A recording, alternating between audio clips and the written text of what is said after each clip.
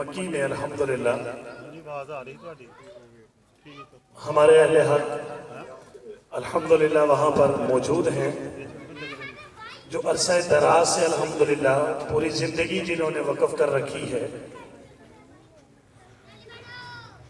مکمل واقعہ تو مجھے یاد نہیں، لیکن تھوڑا بہت یاد ہے۔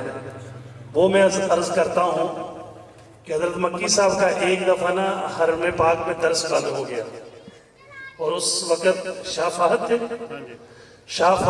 فہد تھے بھائی۔ تو ان کو خواب میں جناب نبی کریم صلی اللہ علیہ وسلم نے حکم فرمایا کہ محمد مکی کا درس بند نہیں ہونا چاہیے۔ آج جو ان کا درس تسلسل سے چل رہا ہے، گویا یوں سمجھ لیجیے جناب نبی کریم صلی اللہ علیہ وسلم کی طرف سے ان کو وہاں پر مقرر کیا گیا ہے۔ اور یہ کچھ چھوٹی بات نہیں، یہ بہت بڑی سعادت ہے، اور یہ واقعہ آپ کو سوشل میڈیا پہ مل جائے گا، آپ وہاں یہ پورا واقعہ تفصیل کے ساتھ سن سکتے ہیں۔ تو اس لیے ہماری بڑی خوش قسمتی ہے کہ حضرت مکی صاحب الحمدللہ یہاں ہمیں خطاب کریں گے، اور ہم ان کی مبارک باتوں سے انشاءاللہ تعالی مستفید ہوں گے۔ اور میرے عزیزو، ان اکابر کی باتیں، ان اکابر کا سایہ، یہ ہمارے لیے بہت بڑی خیر ہے۔ جن لوگوں کے اوپر اپنے بڑوں کا سایہ ہوتا ہے نا بھائی، وہ کبھی ناکام نہیں ہوتے۔ بڑوں کے سائے کی بڑی بات ہوتی ہے، بڑوں کے سائے کی بڑی بات ہوتی ہے۔ آپ اپنے اساتذہ کو دیکھ لیں، اپنے ساتھیوں کو دیکھ لیں کہ جن کا اپنے اکابر کے ساتھ تعلق ہے، اپنے بڑوں کے ساتھ تعلق ہے، الحمدللہ وہ دین کے میدان میں آگے نکلتے جاتے ہیں۔ ان کی جو ترقی کا راز مضمر ہوتا ہے، وہ اپنے بڑوں کی خدمت کے اندر ہے کہ وہ ہر وقت اپنے بڑوں کے قدموں میں بیٹھے رہتے ہیں۔ اس لیے میرے عزیزو، ہمیں ہر حال میں چاہیے کہ اپنے گلی محلے میں جب کوئی بڑے حضرات تشریف لائیں، یا کہیں قریب کہ آپ جانے کا نظم بھی رکھتے ہوں اور آسانی سے آپ پہنچ بھی سکتے ہوں، تو آپ کوشش کر کے ان اکابر کی مجلسوں میں ضرور جایا کریں۔ اس پرفتن دور میں اکابر کی جو مجالس ہیں، الحمدللہ یہ خیر کی فیکٹریاں ہیں۔ یہاں خیر ہی خیر ملے گی آپ کو، بہتری ہی بہتری ملے گی آپ کو۔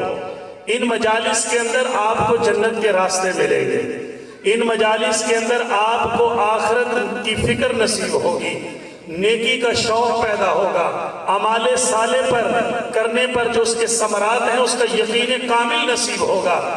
اس لیے میرے عزیزو، ان مجالس کے اندر بیٹھنا یہ اپنے لیے نجات کا ذریعہ سمجھیں، اپنے لیے نجات کا ذریعہ سمجھیں، اور اپنے لیے خیر و برکت کا ذریعہ سمجھیں۔ علماء کرام، اولیاء اللہ کی مجالس میں ایک گھڑی بیٹھنا یہ بہت بڑی مقبول عبادتوں کے برابر ہے۔ نفلی عبادتوں سے بڑھ کر الحمدللہ یہ نیک مجالس ہوتی ہیں۔ علماء یہ چونکہ انبیاء علیہ السلام کے وارث ہیں، اس لیے آپ نے روایات سنی ہے کہ ان کی زیارت کرنا الحمدللہ ایسے ہی ہے جیسے آپ صلی اللہ علیہ وسلم کی آپ زیارت کر رہے ہیں۔ یہ علماء، ان کی اتنی برکات ہیں کہ آج الحمدللہ جس ملک پاکستان میں آپ بیٹھے ہوئے ہیں، جو مدارس کا وجود ہے، مساجد کا وجود ہے، اور اسلامی نفاذ کی جو بات کرنے والے ہیں، اور اسلامی قوانین کی جو حفاظت کرنے والے ہیں، جو دستور قرآنی پر یقین رکھتے ہیں اور دستور قرآنی کو ملک میں نافذ کرنے کے لیے کوشاں ہیں، الحمدللہ یہی علماء ہیں جو انبیاء علیہ السلام کے وارث ہیں۔ اور آج آپ اگر اسلامی جمہوریہ پاکستان کے اندر بیٹھے ہیں تو یہ بھی علماء کرام کی قربانی سے بیٹھے ہیں۔ یہ علماء کی قربانیاں ہیں کہ وہ اسمبلی کے فلور پر، سینٹ کے فلور پر الحمدللہ دین اسلام کے لیے کھڑے ہیں، دین اسلام کی بات کرتے ہیں، اور الحمدللہ اس فلور پر کھڑے ہو کر بھی آج بھی الحمدللہ ان کا دامن بالکل صاف ستھرا ہے، کسی قسم کا کوئی داغ نہیں۔ ہاں، کردار کشی ہو رہی ہے، الزامات لگ رہے ہیں، تو الزامات تک تو ہم ان پر یقین نہیں رکھتے، ہمارے اکابر الحمدللہ پہلے بھی ان کا دامن صاف تھا، آج بھی الحمدللہ ان کا دامن صاف ہے۔ اس لیے میرے عزیزو، ان بزرگوں کی مجلسوں میں آنا یہ ہمارے لیے بہت بڑی سعادت ہے، ہمارے لیے خیر کا ذریعہ ہے، نجات کا ذریعہ ہے۔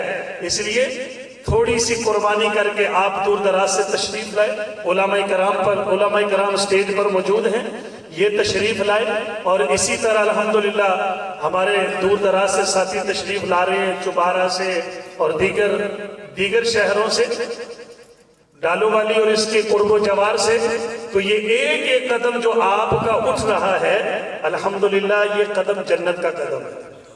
آپ یہاں پر کوئی سودا سلف تو خریدنے نہیں آ رہے نا بھائی، یہاں کیوں آ رہے ہیں؟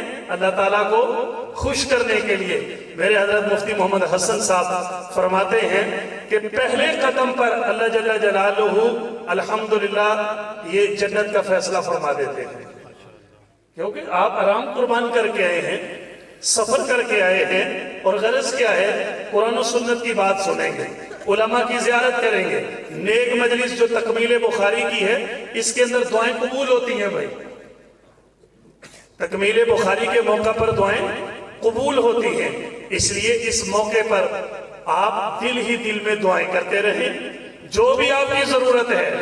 ہمارے اکابر تو ختم بخاری کے موقع پر خوب دعائیں کرتے تھے، بلکہ فتنہ فساد کو ختم کرنا یا وباؤں کے خاتمے کے لیے بھی الحمدللہ وہ ختم بخاری کرتے تھے، اور اس کے بعد دعائیں پڑھتے تھے، اللہ جل جلالہ ان کی دعائیں قبول کرتے تھے۔ اس لیے میرے عزیزوں، ان اکابر کی مجالس میں بیٹھنا یہ بہت بڑی سعادت ہے اور خیر کا ذریعہ ہے۔ اس لیے ہر بھائی یہاں یہ نہیں پہلے سے نیت موجود ہے کہ الحمدللہ ہم اللہ کو راضی کرنے آئے ہیں، تو بھائی ابھی تجدید نیت بھی ہو جائے۔ سارے میرے ساتھ بولیے کہ ہم یہاں کیوں آئے بھائی؟ وہ کہتا ہے کیوں آئے بھائی، وہ تو میں بول رہا ہوں نا، آپ مجھے جواب دیں بھائی۔ ہم یہاں پر اللہ تعالیٰ کو خوش کرنے کے لیے آئے ہیں۔ ہاں بولیے بھائی، ہم یہاں کس کو خوش کرنے آئے ہیں بھائی؟ اللہ تعالیٰ کو۔ میرا خیال ہے حضرت وضو کر کے تشریف لے آئے ہیں، تو انشاءاللہ تعالیٰ آپ انتہائی خاموشی اور سنجیدگی کے ساتھ حضرت کا درس سماعت فرمائیں، اور تصور میں ایسے ہی سمجھیں کہ آپ حرم مکہ میں بیٹھے ہیں۔ تصور میں، ویسے تو آپ ڈالو والی میں ہیں، تصور میں جو حضرات گئے ہیں وہ ذرا صحن حرم کو ذہن میں لے آئیں، اور جہاں حضرت کا درس ہوتا ہے تصور میں اس کو لے آئیں، انشاءاللہ خیال ہی خیال میں آپ ادھر پہنچ جائیں گے انشاءاللہ۔